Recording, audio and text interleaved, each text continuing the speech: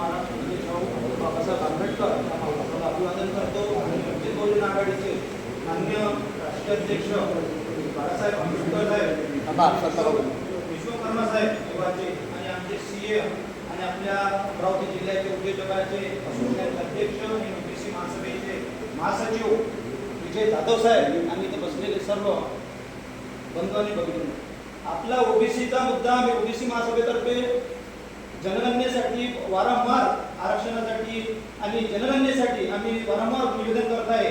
पण कोणी काँग्रेस असो या बीजेपी असो शिवसेना असो राष्ट्रवादी असो ओबीसीला फक्त टाइम मिळतं, फक्त भुजगावणं म्हणून समजत आहे.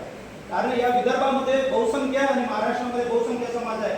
त्यामध्ये समाज असूनही कारण आमचं नेतृत्व करणारच कोणी माणूस नाही, फक्त जातीसाठी इलेक्शनला वोटिंग मागण्यासाठी येते आणि नेतृत्व कोणी करत नाही.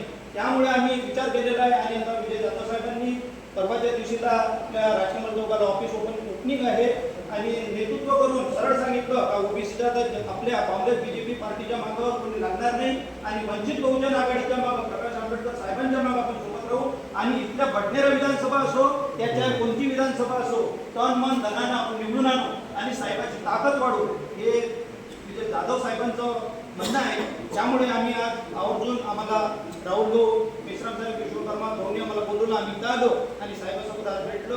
आम्ही स्वतः प्रश्न मुंबईला जाऊन साहेबांना भेटेल आणि यासाठी म्हणून आम्ही पुऱ्या संपूर्ण महाराष्ट्रामध्ये वंचित बहुजन आघाडीच्या मागं ओबीसी महासभा राहील तन मन धनानं. जरी आता उद्या जरांगे पाटील मध्ये मराठ्यातलं आरक्षण पाहिजे ओबीसी मधलं तर आमचं मत आहे का आरक्षण तुम्हाला देतो, पण जनगणना करा. जनगणना जरी होत असेल तर तुम्ही आमच्या सामील व्हा. कारण आम्ही पहिले मराठा होतो नंतर कुणबी बनलो, पण आम्हाला असं वाटते का याच्यामध्ये तुम्ही 19% जे आरक्षण आहे, पहिलेच 52% समाज आहे, 19% महाराष्ट्राला दिलेले आहे, केंद्राला 27% दिलेलं आहे, तर त्याचा पूर्ण कोटा भरू शकत नाही. तर तुम्हाला याच्यामध्ये 34% लोकांना घेऊन आम्ही आमच्या डोक्यावर नाचू.